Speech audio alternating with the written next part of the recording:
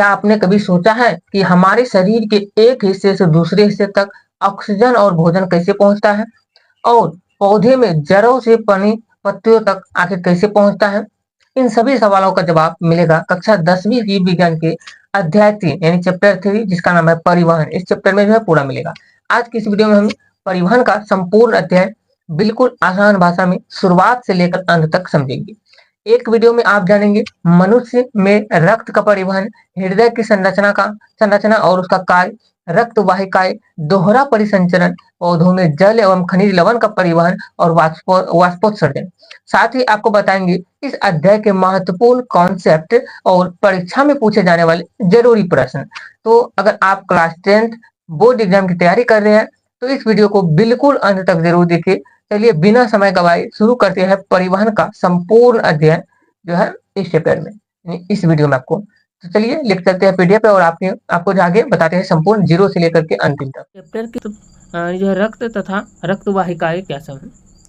रक्त और रक्त वाहिकाएं की बात करें तो रक्त का संरचना चित्र इस प्रकार से होता है, जो कि रक्त प्लाज्मा कहलाता है। ये भाग जो 55% प्लाज्मा पाया जाता है, और ये बीच वाला भाग जो है श्वेत रक्त कणिकाएं कहलाता है, 1% पाया जाता है लगभग में प्लेटलेट्स होता है, और नीचे वाला लाल रक्त कणिकाएं जो 44% पाया जाता है। इस प्रकार से रक्त का संरचना होता है। अब यहाँ पर हम लोग समझ लेते हैं रक्त तथा रक्त वाहिकाएं। रक्त एक द्रव संयोजी ऊतक है जो हमारे शरीर में परिसंचरण करता है, और यह हृदय से पंप होकर धमनियाँ, शिराओं तथा केशिकाओं के द्वारा शरीर के सभी भागों तक पहुंचता है। अब रक्त जो होता है इसके बारे में समझिए। रक्त के बारे में, रक्त लाल रंग का होता है और यह वयस्क मनुष्य में लगभग 5 से 6 लीटर पाया जाता है। रक्त दो मुख्य भागों से मिलकर के बना होता है, एक प्लाज्मा, एक कणिकाएं। यानी रक्त प्लाज्मा जो होता है और दूसरा रक्त कणिकाएं, ये मिलकर के बना होता है।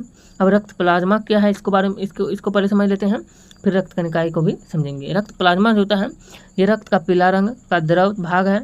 यह रक्त की कुल मात्रा का लगभग 55% भाग होता है, और इसमें मुख्यतः 90 से 92% जल होता है, तथा इसके अतिरिक्त जो है प्रोटीन, लवण, ग्लूकोज, अमीनो अम्ल, वसा, यूरिया इत्यादि जो है धुले रहते हैं, और यह पोषक तत्वों, हार्मोन, अपशिष्ट पदार्थों के परिवहन में सहायक होता है। अब दूसरा आ जाता है रक्त कणिकाएं। रक्त कणिकाएं जो होता है ये प्लाज्मा का लगभग 45% होता है। ये 3 प्रकार का होता है रक्त कणिकाएं। लाल रक्त कणिकाएं जिसे आरबीसी कहा जाता है या एरिथ्रोसाइट्स भी कहते हैं। लाल रक्त कणिकाएं यानी आरबीसी की संख्या सबसे अधिक होती है। यहाँ आप देख सकते हैं धमनी का भाग है, ये केशिकाएं का भाग है और शिरा का भाग है। इस प्रकार से देख सकते हैं चित्र के माध्यम से। अब लाल रक्त जो कणिकाएं होते हैं आरबीसी, इनकी संख्या सबसे अधिक होती है। इनमें हीमोग्लोबिन पाया जाता है जो ऑक्सीजन को फेफड़ा से शरीर के विभिन्न भागों तक पहुंचाता है और कार्बन डाइऑक्साइड को वापस फेफड़ा तक लाता है। और इनके आयु की बात करते हैं 120 दिन होता है आरबीसी का आयु जो होता है। अब इसके बाद आ जाता है श्वेत रक्त कणिकाएं जिसे डब्ल्यूबीसी कहा जाता है या ल्यूकोसाइट्स कहा जाता है। डब्ल्यूबीसी की संख्या आरबीसी की अपेक्षा बहुत कम होती है, और ये शरीर को रोगों से बचाने में मदद करता है। डब्ल्यूबीसी का आयु जो होता है कुछ ही घंटों से लेकर के कई दिनों तक हो सकती है, कुछ घंटों से लेकर के कई दिनों तक हो सकती हैं ये डब्ल्यूबीसी का। तीसरा आ जाता है प्लेटलेट जिसे रक्त धिग्नकाई कहा जाता है। ये सबसे छोटी कणिकाएं होती है, चोट लगने पर रक्त का थक्का बनाने में मदद करती है तथा रक्त स्तर को रोकती है, और इनकी आयु 5 से 6 दिन होती है। प्लेटलेट्स की आयु जो होता है 5 से 6 दिन होती है। धमनी, केशिकाएं और शिरा के बारे में पहले जान लेते हैं। धमनी जो होता है ये हृदय से रक्त को शरीर के विभिन्न भागों की ओर ले जाती है। इनकी दीवारें मोटी तथा लचीली होती है तथा इनमें रक्त उच्च दाब से प्रभावित होता है। दूसरा आता है केशिकाएं। केशिकाएं जो होता है ये अत्यंत सूक्ष्म रक्त वाहिकाएं होती हैं जो धमनियों और शिराओं को जोड़ती है, और इन्हीं के माध्यम से ऑक्सीजन, पोषक तत्व तथा अपशिष्ट पदार्थों का आदान प्रदान भी होता है। अब आता है शिरा। शिरा जो होता है ये शरीर के विभिन्न भागों से रक्त को वापस हृदय की ओर लाती है, और इनकी दीवारें पतली होती है तथा इनमें वाल्व पाए जाते हैं जो रक्त को एक दिशा में प्रभावित होने देते हैं। अब ये हो गया। अब क्वेश्चन भी पूछता है रक्त के क्या कार्य है, रक्त के कार्य को लिखें। तो लिख सकते हैं रक्त का पहला कार्य होता है ऑक्सीजन, कार्बन डाइऑक्साइड, पोषक तत्व, हार्मोन इत्यादि का परिवहन करना। दूसरा अपशिष्ट पदार्थों को शरीर के विभिन्न अंगों जैसे वृक्क, फेफड़ा, त्वचा तक पहुँचाना। तीसरा होता है शरीर का तापमान तथा पीएच संतुलित रखना, और चौथा हो जाता है रोग से सुरक्षा प्रदान करना तथा रक्त स्तर को रोकना। ये रक्त का ही कार्य होता है। अब यहाँ से आता है परिवहन चैप्टर का ही अगला भाग, पौधा में परिवहन। यानी पौधा जो होता है इसमें परिवहन किस प्रकार से होता है। एक पौधा का यहाँ पे चित्र है, देख सकते हैं। पौधा फ्लोएम तथा भोजन का परिवहन करते हैं। फ्लोएम जो होता है, फ्लोएम द्वारा भोजन का परिवहन किया जाता है, और दूसरा होता है जो जाइलम जो होता है वो जल का परिवहन करता है। पौधा में देख सकते हैं यहाँ पे एक चित्र के द्वारा, ये पौधा हरा पौधा है, पत्तियों में भोजन का निर्माण होता है यहाँ पर जो होता है।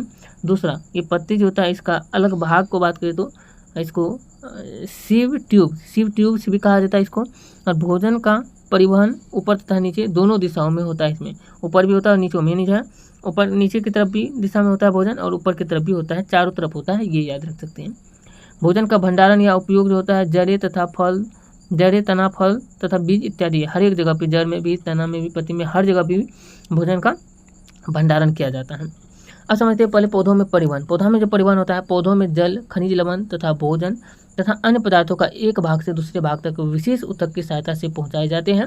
और पौधों में परिवहन मुख्यतः दो प्रकार से होता है, एक जाइलम जिसके द्वारा जल तथा खनिज लवण का परिवहन होता है, दूसरा फ्लोएम जिसके द्वारा भोजन का परिवहन किया जाता है। अब जाइलम क्या है इसके बारे में जान लेते हैं, क्योंकि जाइलम और फ्लोएम में अंतर पूछता है। सबसे पहले जाइलम जानते हैं। जाइलम जो होता है यह मुख्यतः जल तथा घुले हुए खनिज लवणों को जड़ से तना एवं पत्तियों तक पहुंचाता है। और यह शरीर मुख्यतः, यह परिवहन मुख्यतः ऊपर की ओर होता है, जल वाला जो होता है ऊपर की तरफ ही सिर्फ होता है, ये एक दिशीय। दूसरा पॉइंट, जाइलम मृत कोशिकाओं से बना होता है। इसके प्रमुख घटक ट्रेकिडर्स वेसल्स होते हैं। जाइलम फाइबर तथा जाइलम पेरेन्काइमा होता है। इसके बाद आता है जल का परिवहन। जाइलम जो होता है जल का परिवहन करता है, जो जड़ के रोमर से अवशोषण होकर के होता है, यहाँ से जो होता है। अब आता है फ्लोएम जो होता है ये पत्तियों में बने भोजन को पौधों के सभी भागों यानी ऊपर और नीचे दोनों ओर तक पहुंचाता है। फ्लोएम जीवित कोशिकाओं से बना होता है और इसके प्रमुख घटक sieve tubes, companion cells, phloem parenchyma तथा फ्लोएम फाइबर होता है। भोजन का परिवहन दोनों दिशाओं में संभव होता है, यानी बहुदिशीय होता है, ये याद रख सकते हैं। अगला पॉइंट होता है यहाँ पे पौधे में परिवहन के मुख्य बिंदु, किसको हम लोग लास्ट में समझेंगे, पहले इसको समझ लेते हैं। अब आता है यहाँ पे पौधा में परिवहन का चित्र यहाँ पे दिया गया है, देख सकते हैं पौधा में जो परिवहन होता है। जाइलम द्वारा जल तथा खनिज लवण का परिवहन होता है यहाँ पे, जो कि ये पौधा है और इसमें जाइलम वाहिकाएं इस प्रकार से पाया जाता है, देख सकते हैं। जल तथा खनिज लवण को ऊपर की ओर, ऊपर की तरफ इसमें परिवहन किया जाता है। पत्तियों तक जल की आपूर्ति पहुँचाता है, यानी पत्ती तक इसको पहुँचाता है इस प्रकार से। और तना के माध्यम से ऊर्ध्वगामी परिवहन होता है, यानी जो है इसे पौधा के तना जो होता है इसी के माध्यम से ऊपर की तरफ जाता है जल जो होता है। जड़ों से पत्तियों तक जाइलम द्वारा परिवहन जो होता है जल का होता है, जाइलम द्वारा। अब दूसरा आ जाता है यहाँ पे, देख सकते हैं यहीं पे फ्लोएम द्वारा भोजन का परिवहन। फ्लोएम के द्वारा भोजन का परिवहन अभी बताए थे, नीचे की तरफ भी होता है और ऊपर की तरफ होता है, जो भोजन यहाँ पर बनता है पत्ती में। और यहाँ पर देख सकते हैं पत्तियों से अन्य भागों तक फ्लोएम के द्वारा परिवहन होता है भोजन में। और पौधों में परिवहन के मुख्य बिंदु देख सकते हैं, पहला है जाइलम द्वारा जल एवं खनिज लवण का परिवहन एक दिशा यानी जड़ से ऊपर की ओर में होता है। और फ्लोएम द्वारा भोजन का परिवहन दोनों दिशाओं यानी ऊपर नीचे में होता है। वाष्पोत्सर्जन जो होता है जाइलम में जल के ऊपर की ओर जाने में जो सहायक होता है, वाष्पोत्सर्जन वहाँ पर मदद करता है। चौथा है जाइलम पौधे को सहारा भी प्रदान करता है, जबकि फ्लोएम पौधे के विभिन्न भागों में भोजन का वितरण करता है।